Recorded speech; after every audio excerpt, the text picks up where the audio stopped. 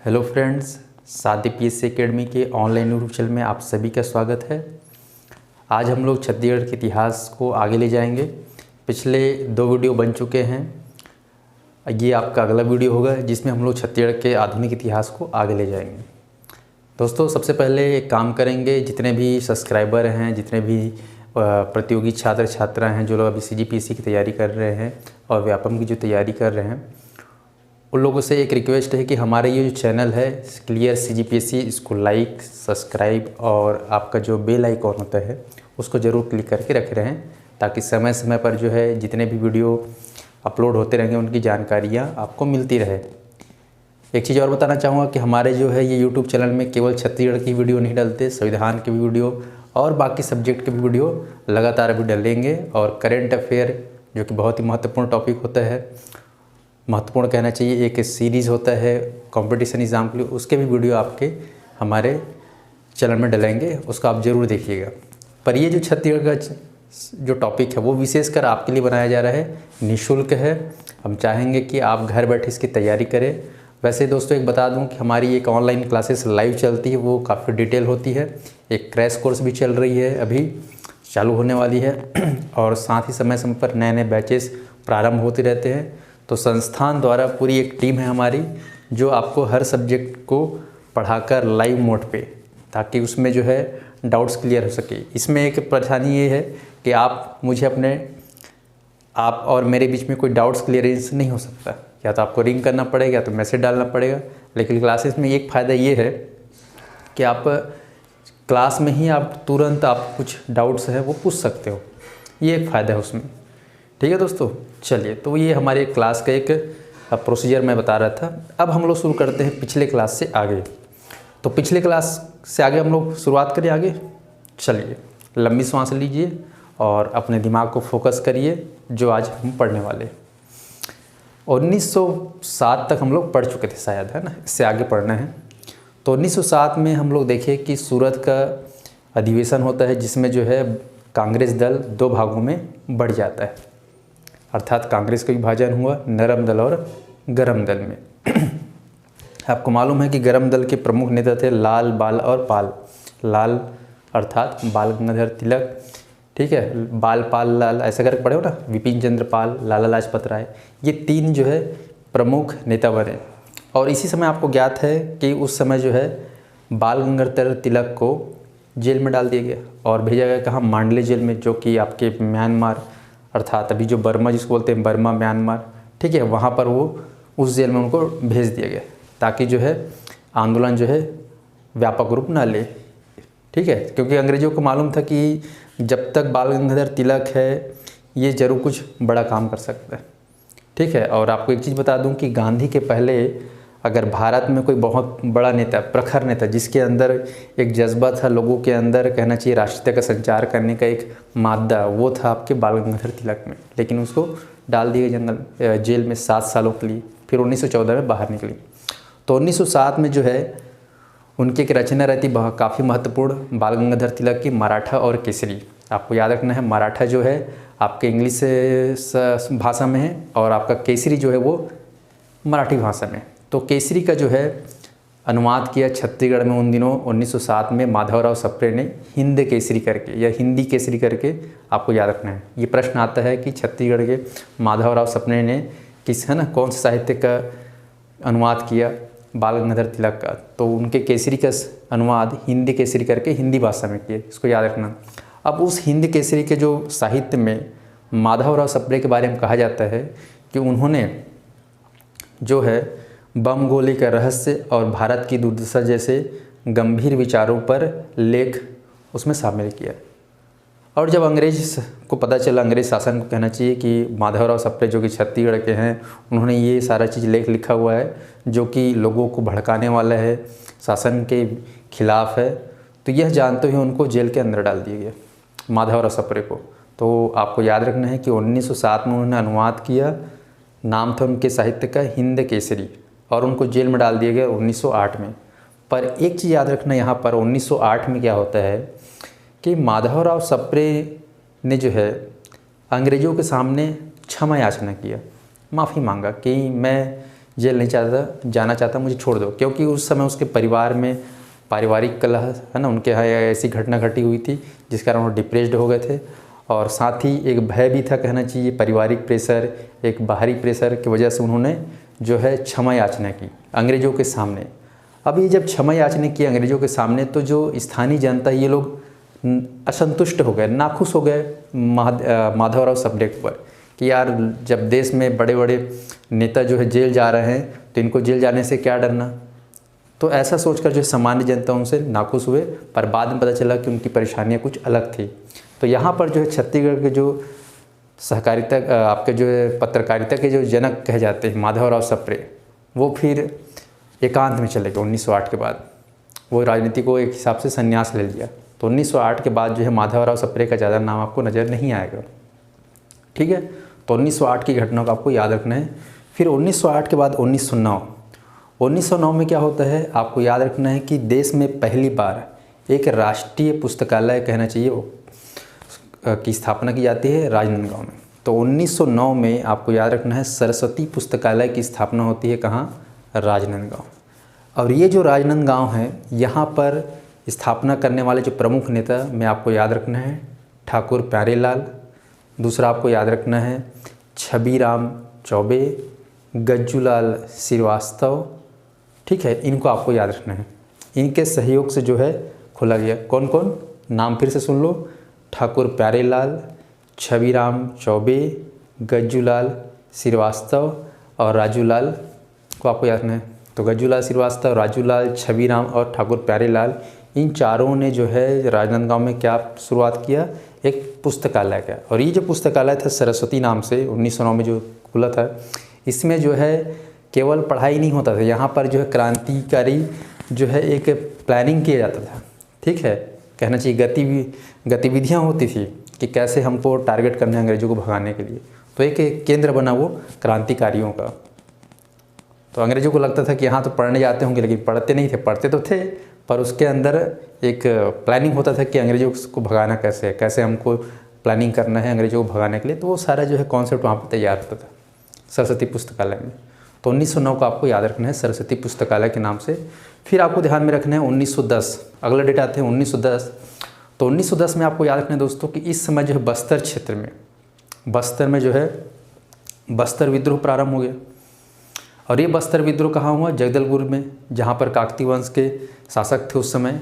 आपको याद रखना है महिला शासिका थी, और उसमें आपको याद रखना है लाल कालिंदर सिंह, ये जो है बिल्कुल विरोध में थे अंग्रेज़ों के, ठीक है, ब्रिटिश हुकूमत के ख़िलाफ़ थे और नहीं चाहते थे कि ब्रिटिश हुकूमत का जो है शासन इतना ज़्यादा हावी हो कि हम लोग का एक जो औचित्य है वो ख़त्म हो जाए, ऐसा करके। तो आप लोग पढ़ोगे, मेरा एक वीडियो है, आप लोग देख लेना, बस्तर का विद्रोह करके, काफ़ी डिटेल में उसमें बताया मैंने।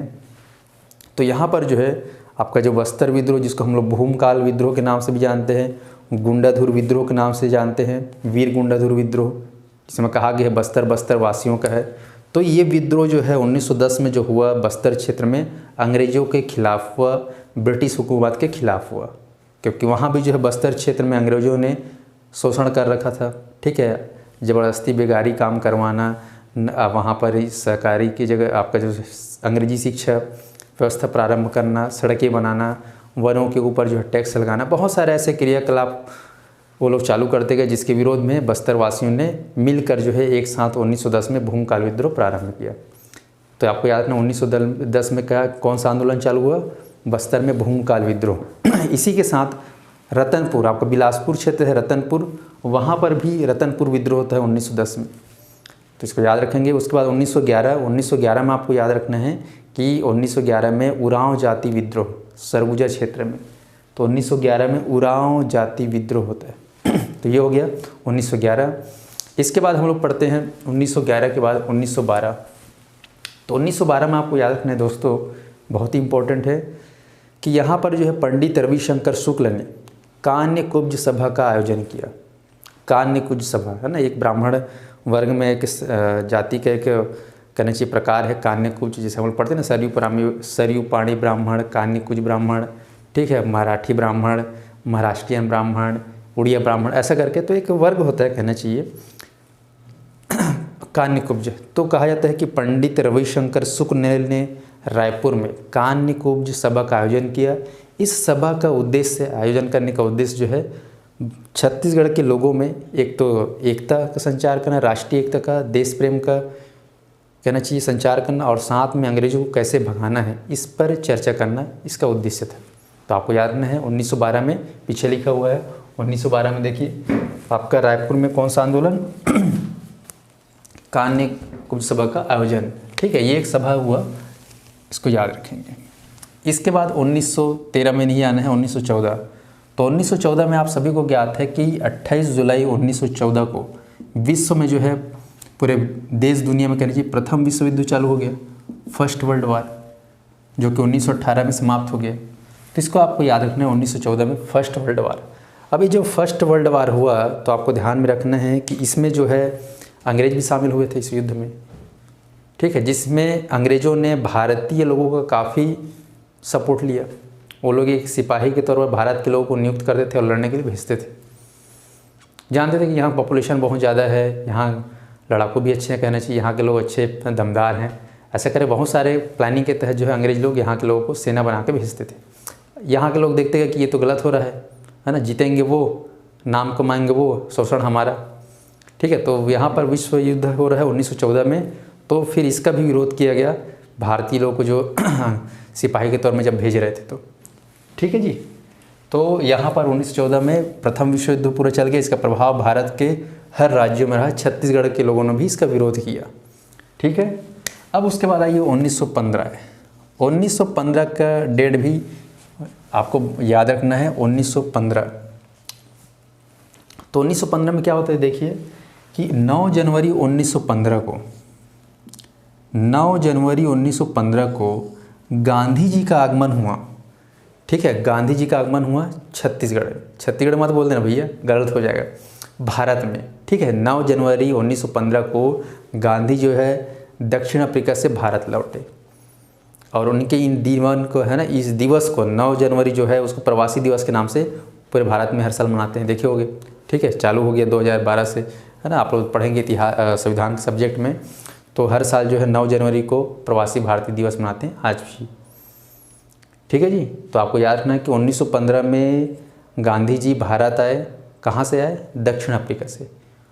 तो गांधी जी वहाँ पे बहुत फेमस हो चुके थे दक्षिण अफ्रीका में, उन्होंने सफलता अर्जित किया था, काले गोरे रंग भेद की नीति को उन्होंने दूर किया था। तो बहुत सारे कहना चाहिए केस वहाँ पे लड़े थे, कहना चाहिए कहाँ, आपके दक्षिण अफ्रीका में। तो वहाँ से हीरो बनकर लौटे थे कौन, अपने गांधी जी। ठीक है, तो गांधी जी जब आए 1915 में, तो उसके बाद फिर भारत भ्रमण करने निकल गए कि उनको जानना था कि भारत की स्थिति कैसी है, उनको आंखों से देखना था, अपने आंखों से ऑब्जर्व करना था। तो वो भारत भ्रमण के निकल गए। फिर बाद में आएंगे वो 1920, 18-20 से, वो लोग 17 से कहना चाहिए, 17, 18, 19-20 में उनका चालू हो जाता है भारत में आंदोलन। ठीक है, तो यहाँ पर आपको 1915 में देखिए क्या याद रखना है कि गांधी जी का भारत में आगमन हो रहा है, प्रवासी भारतीय दिवस के रूप में आज आयोजन किया जाता है।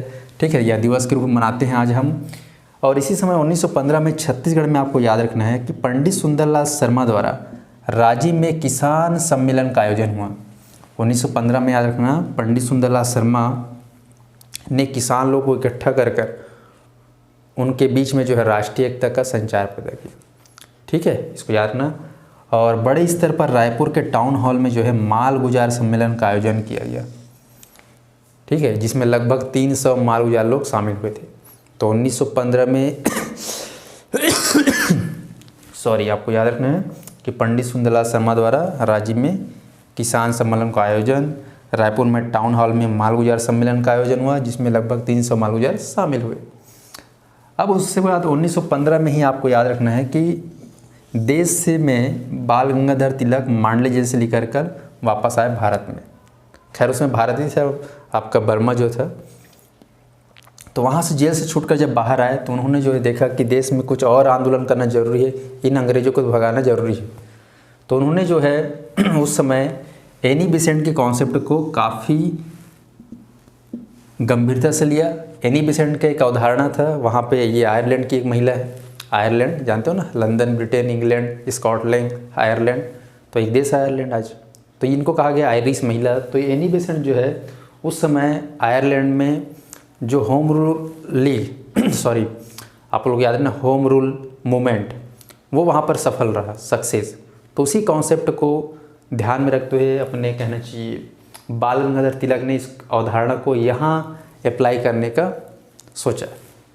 इनके साथ मिलकर एनी बेसेंट भी आ जाती है भारत में, तो दोनों मिलकर एक रूपरेखा तैयार करते हैं 1915 में कि कैसे इस मूवमेंट को कंटिन्यू करना है, कैसे इसको अप्लाई करना है।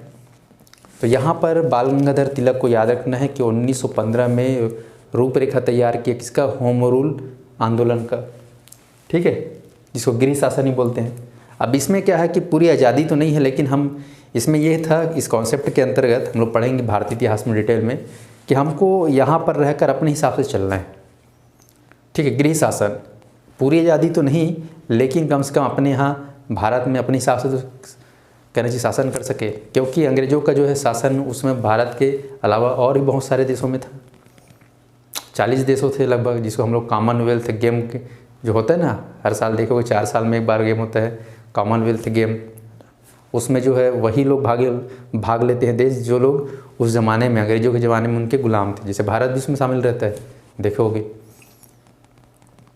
तो इस समय जो है भारत की स्थिति ये नहीं थी कि हम लोग आज़ाद हो सके, लेकिन इतनी स्थिति चाहते थे, ऐसा कंडीशन चाहते थे कि हम अपने मन से भारत में कुछ कर सकें, ठीक है। पूरी आज़ादी नहीं, संपूर्ण आज़ादी नहीं है होम रूलिंग में, होम रूल आंदोलन, लेकिन कुछ ऐसा कर सके कि अपने मन से भी कुछ कर सके, ठीक है। तो ये इसका बेसिक एक नॉलेज है होम रूल आंदोलन का, ठीक है।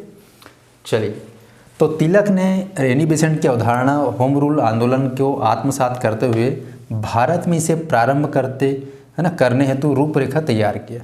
इसको याद रखना, कब, 1915 में। फिर 1915-16 में ये कार्य प्रारंभ हो गया, होम रूल आंदोलन जो है प्रारंभ हो गया, इसका कार्य पूरे भारत में।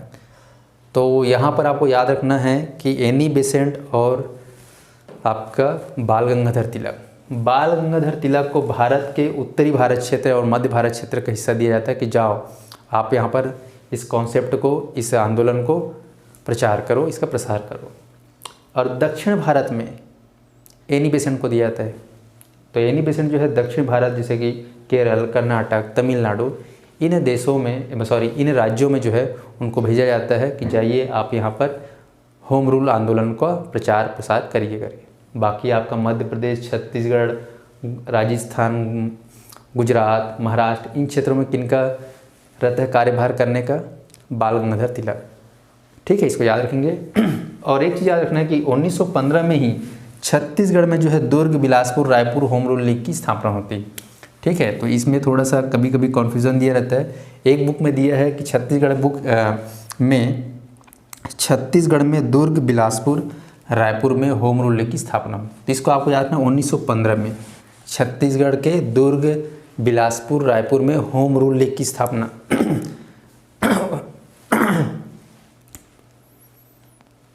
ठीक है, तो आपको याद रखना है उस समय जो भी स्थानीय राजनेता थे दुर्ग के, रायपुर के, बिलासपुर के, उन लोगों ने जो है यहाँ पर होम रूल लीग की स्थापना की। आपको याद रखना है, ठीक है। तो 1915 में अब ये पूछा जाता है कि सबसे बड़ा लीग कौन सा था होम रूल लीग में, तो रायपुर का, बिलासपुर का जो होम रूल लीग था वो सबसे बड़ा था। इसमें बहुत ज़्यादा सदस्य की संख्या थी, ठीक है। इसको याद रखना। सबसे पहले कहाँ होम रूल लीग की स्थापना हुई, रायपुर में मारना है। सबसे पहले रायपुर में सबसे बड़ा होम रूल लीग, ठीक है, कहाँ का था, बिलासपुर का। चलिए फिर आते हैं 1918 में।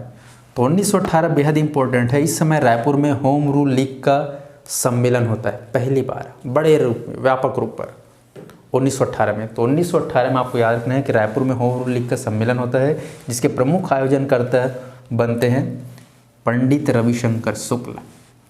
और इसी होम रूल लीग आंदोलन के समय या सम्मेलन के समय, यह सम्मेलन है ना, आपको सभी को याद रखना है, होम रूल लीग का सम्मेलन कहाँ हुआ, रायपुर में हुआ। कब हुआ, 1918 में हुआ। आयोजनकर्ता प्रमुख कौन, पंडित रविशंकर शुक्ल, ठीक है। अब 1918 में आपको याद रखना है कि बाल गंगाधर तिलक का छत्तीसगढ़ में आगमन होता है।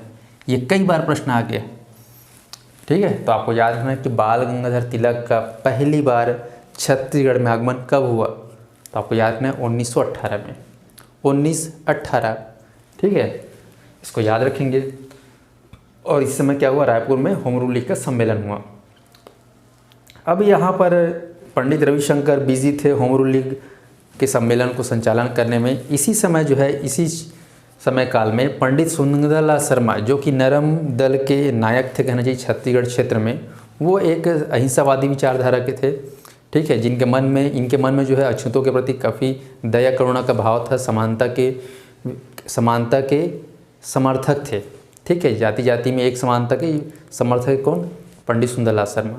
तो कहा जाता है कि 1918 में जब भारत में छत्तीसगढ़ में पंडित रविशंकर शुक्ल द्वारा होम रूल लीग का सम्मेलन हो रहा था, उसी साल कहना चाहिए 1918 में ही पंडित सुंदरलाल शर्मा ने राजिम में, ठीक है, कहाँ, राजिम में जो राजी लोचन मंदिर है वहाँ पर जनेऊ उद्धार या जनेऊ धारण, है ना, जनेऊ उद्धार नहीं बोलना है, जनेऊ धारण कार्यक्रम का संचालन किया। अब ये जो जनेऊ धारण का जो कार्यक्रम है स्पेशली जो है अछूतों के लिए था, ठीक है, जो कहा जाता है कि कहार वर्ग, है ना, कहार वर्ग, इनके उद्धार के लिए, या फिर कह सकते हो जो जिनको हम लोग एससी बोलते हैं, ठीक है, जो दलित बोल देते हम लोग, ठीक है, तो उनके उद्धार, जिन लोग हम लोग अछूत मानते थे, हमारे उस समय के लोग उनको अछूत बोलते थे, ठीक है, उनके साथ काफ़ी भेदभाव होता था समाज में, तो ये चीज़ उनको बहुत ख़राब लगता था।